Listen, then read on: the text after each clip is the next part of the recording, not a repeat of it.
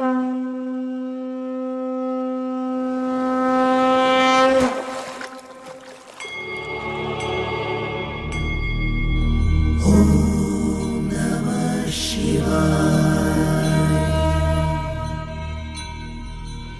शांति। आज हम सब बड़े प्यार से परम पिता परमात्मा शिव की जयंती मना रहे हैं। हम सबको निसंदेह परम पिता परमात्मा से बेहद प्यार है। ये प्यार की ही तो निशानी है। आज हर शिव मंदिर में कितनी लंबी लंबी लाइनें लगी होती हैं। सब बड़े प्यार से परम पिता परमात्मा के ऊपर जल अभिषेक करते हैं। पूरा दिन भूखे प्यासे रहते हैं और कुछ तो पूरी रात बैठ करके जागरण करते हैं। परंतु एक बात बड़ी वंडरफुल है कि जिसे हम परम पिता परमात्मा कहते हैं, जो दुनिया की सर्वोच्च सत्ता है, सर्वमाननीय है, तो दुनिया में इतने सुंदर सुंदर फूल हैं, फिर भी हमने उनके ऊपर अक का ही फूल क्यों चढ़ाया। और दुनिया में कितनी सुगंधित चीजें हैं, परंतु हमने उनके ऊपर भांग धतूरा जैसी नशीली चीजें क्यों चढ़ाई। हमारे घर पर कोई मेहमान भी आता है ना, तो उसके आगे भी हम प्योर दूध सर्व करते हैं, लेकिन परम पिता परमात्मा के आगे हमने 1 या 2% ही दूध डाला, बाकी तो पूरा जल ही डाला। और इतनी बड़ी सत्ता के ऊपर हमने ये सारी चीजें क्यों चढ़ाई, ये तो मन में प्रश्न आता है ना। तो ये सत्य है। अगर कोई हमसे पूछता है कि सबसे जल्दी प्रसन्न कौन होता है, तो हम सब कहते हैं कि देवों के देव महादेव भोलानाथ ही हैं जो सबसे जल्दी प्रसन्न हो जाते हैं। और कैसे प्रसन्न होते हैं, तो कहा जाता है कि जब हम उनके ऊपर अक भांग धतूरा और कच्ची लस्सी का अभिषेक करते हैं तो वो अति शीघ्र प्रसन्न हो जाते हैं। ये बात बिल्कुल सत्य है कि वो इन सब चीजों से अभिषेक करने पर अति शीघ्र प्रसन्न होते हैं। परंतु कहीं ना कहीं हमने इसके अर्थ को समझने में शायद गलती कर दी है। अक अर्थात क्या? अक अर्थात कड़वा जहर, जो हमने एक दूसरे के प्रति अपने मन में रख रखा होता है, जो एक दूसरे के प्रति घृणा है हमारे अंदर, जो एक दूसरे के प्रति कड़वाहट है। इसी वजह से तो हमारे रिश्तों में दूरियां आती हैं। इसी वजह से तो हमारा स्वर्ग जैसा घर नर्क बन जाता है। जब सचमुच हम सही मायने में इस अक के फूल को परम पिता परमात्मा पर अर्पण करेंगे तो हमारा घर तो स्वर्ग बन जाएगा ना। दूसरा, भांग धतूरा जैसी नशीली चीजें, ये तो सत्य है ना कि घर में किसी एक को भी ऐसे व्यसनों की आदत हो जाए तो उस घर की हालत क्या होती है। नरक से भी बदतर जीवन हो जाता है ना उन सर्व आत्माओं का। तो सचमुच जब हम इसको अर्पण कर देंगे तब हमारी खोई हुई खुशियां वापस लौट सकती हैं। फिर जल, कैसा जल चढ़ाया जिसमें दूध कितना था, सिर्फ 1-2%। ये है मिलावट का प्रतीक। हम अंदर से कुछ और बाहर से कुछ हैं। जब हम अंदर बाहर समान हो जाएंगे तब हमारा भी जीवन सुधर जाएगा और सामने वाले का भी जीवन सुधर जाएगा। तो सचमुच हमको इन्हीं सब चीजों को ही परम पिता परमात्मा पर अर्पण करना है। और उसने ये सब चीजें क्यों स्वीकार की? क्योंकि हर एक पिता का एक ही सपना होता है कि मेरा बच्चा सदा सुखी और शांत रहे। और ये सब बुराइयां हमारे दुख और अशांति का कारण है। जब तक ये बुराइयां हमारे अंदर से नहीं निकलेंगी, हम कभी भी सुखी और शांत नहीं हो सकते हैं। ये प्रतीक है कि वो हम सर्व आत्माओं का पिता है, क्योंकि पूरी दुनिया हमको सिर्फ हमारी अच्छाइयों के साथ स्वीकार करती है, लेकिन एक माता पिता ही ऐसे होते हैं जो हमारी अच्छाइयों के साथ साथ बुराइयों को भी सिर माथे पर धारण कर लेते हैं।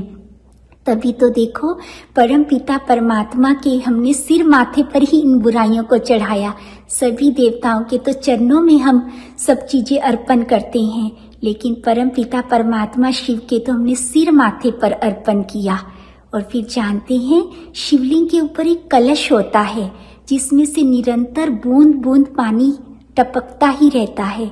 उसका क्या कारण है? क्योंकि परम पिता परमात्मा के हम सब बच्चे हैं। परमात्मा जानते हैं कि हमारे अंदर इतनी हिम्मत नहीं है कि हम इन सब बुराइयों को परम पिता परमात्मा पर अर्पण कर दें। हम अर्पण करना भी चाहें तो हमारे अंदर वो शक्ति नहीं है। तो वो प्रतीक है कलश उस ज्ञान की एक एक बूंद का, जो परम पिता परमात्मा धरती पर आकर के देते हैं। जब उस ज्ञान को हम लेते हैं, उसकी बूंद बूंद हमारे अंदर जाती है, तो हमारे अंदर वो शक्ति आ जाती है जिससे हम इन सब बुराइयों को परम पिता परमात्मा पर अर्पण करके अपने जीवन को सुखी और शांत बना सकते हैं। तो इसी के लिए ही तो परम पिता परमात्मा को धरा पर आना पड़ता है और वो हमको राजयोग की शिक्षा देता है। वो हमको वो ज्ञान देता है जिसके आधार पर हम परम पिता परमात्मा को समझकर याद कर सकते हैं और वो शक्ति ले सकते हैं जिसके आधार पर हम अपनी सारी बुराइयों को खत्म कर सकते हैं।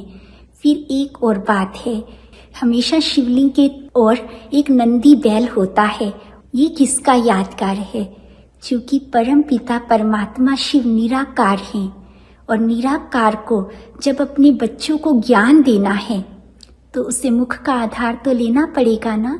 तो वो एक साधारण बूढ़े तन का आधार लेते हैं जिसे हम सब प्यार से कहते हैं ब्रह्मा बाबा।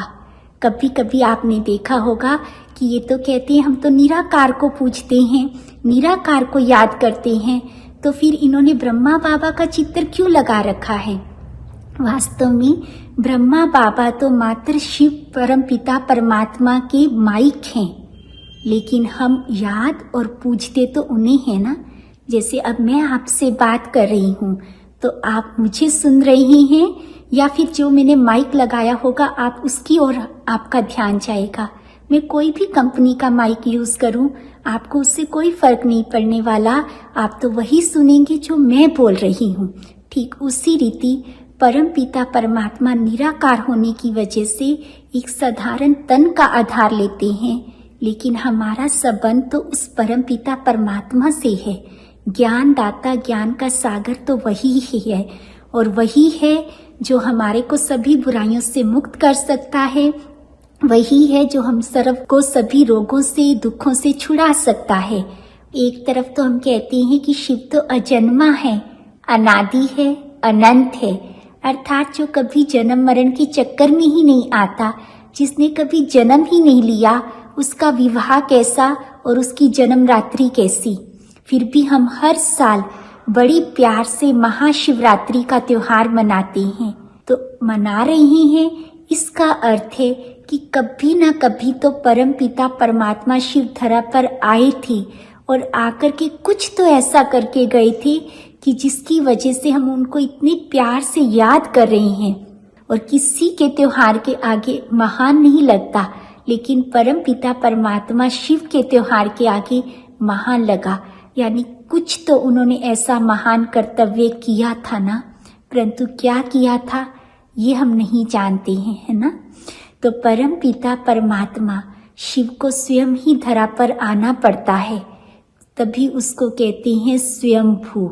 क्योंकि परम पिता परमात्मा के सिवाय परमात्मा का परिचय पूरी दुनिया में कोई नहीं दे सकता, क्योंकि सब दुनिया में आत्माएं हैं। कहा जाता है 33 कोटि देवी देवताएं हुए, धर्म संस्थापक भी आए, महान आत्माएं भी हुई, दिव्य आत्माएं भी हुई, पुण्य आत्माएं भी हुई, लेकिन परमात्मा तो सदा एक ही है, एक ही था और एक ही रहेगा। क्योंकि परमात्मा हम सब का पिता है और हम सब उनकी संतान हैं, तो कोई भी बच्चा अपने माता पिता का परिचय नहीं दे सकता। वो वही परिचय दे सकता है जो माता पिता ने उसे बतलाया हो। तो परम पिता परमात्मा को भी स्वयं अपना परिचय देने के लिए धरा पर तो आना ही पड़ता है। और जब वो धरा पर आते हैं तो वो आकर के बतलाते हैं कि मैं तुम सब निराकार आत्माओं का पिता हूँ। तभी तो मेरी निराकार शिवलिंग के रूप में पूजा होती है।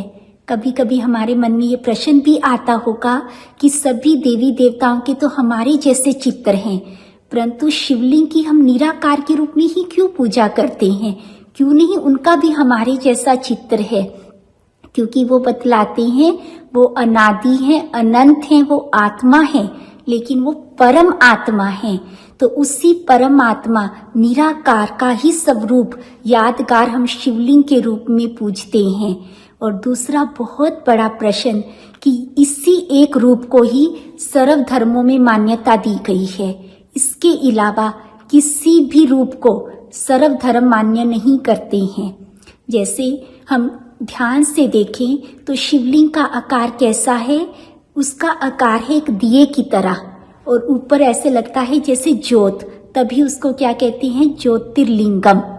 माना निराकार ज्योतिर्लिंगम के रूप में ही सदा शिव की पूजा हुई है और हर धर्म में भी इसी निराकार ज्योति स्वरूप को ही माना गया है।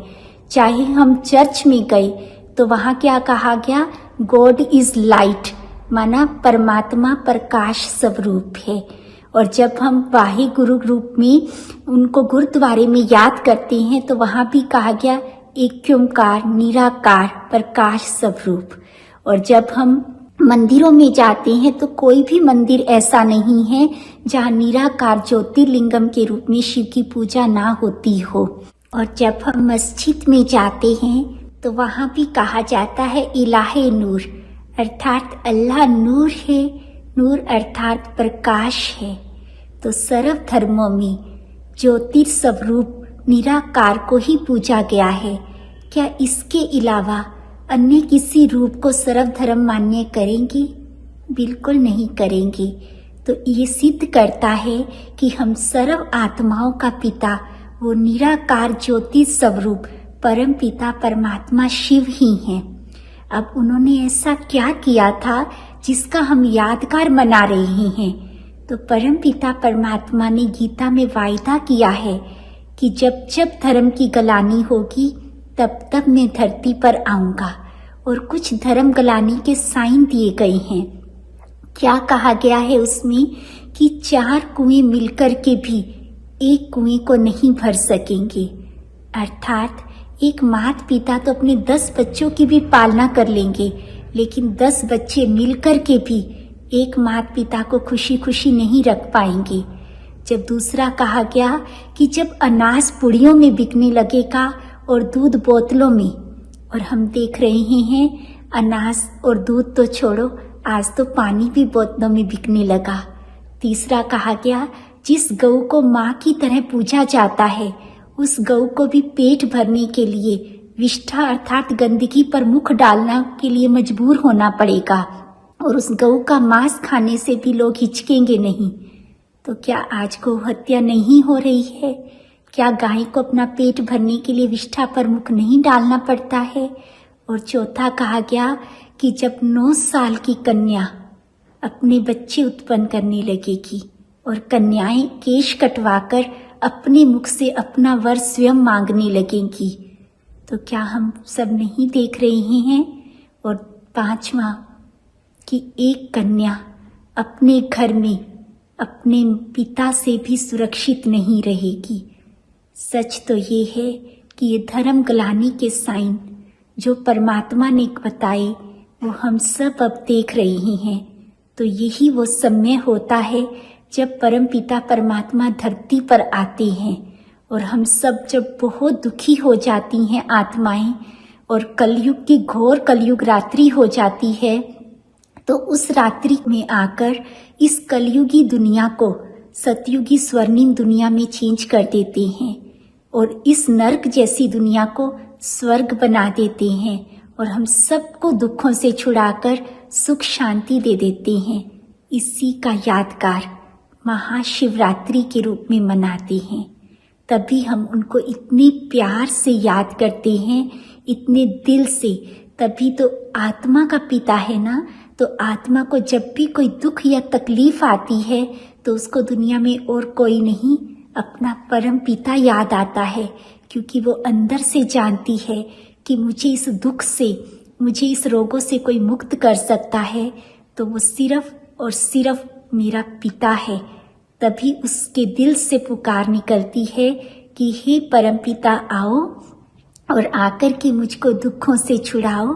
और जब बच्चे पुकारते हैं तो पिता को भी आना ही पड़ता है। तो आज हम उस परम पिता परमात्मा का दिल से धन्यवाद भी करेंगे कि वो हमारे लिए इस धरा पर आता है, हमारी नर्क जैसी दुनिया को वो स्वर्ग बनाने के लिए आता है, हमारे दुखों को हरकर हमें सुख देने के लिए आता है। तो आज उसको जानकर, पहचान कर, बड़े दिल से याद करेंगे और उसके साथ अपना नाता जोड़कर उसके हर सपने को साकार करेंगे। आप सबको शिवरात्रि की कोटि कोटि बधाइयाँ। धन्यवाद। ओम शांति।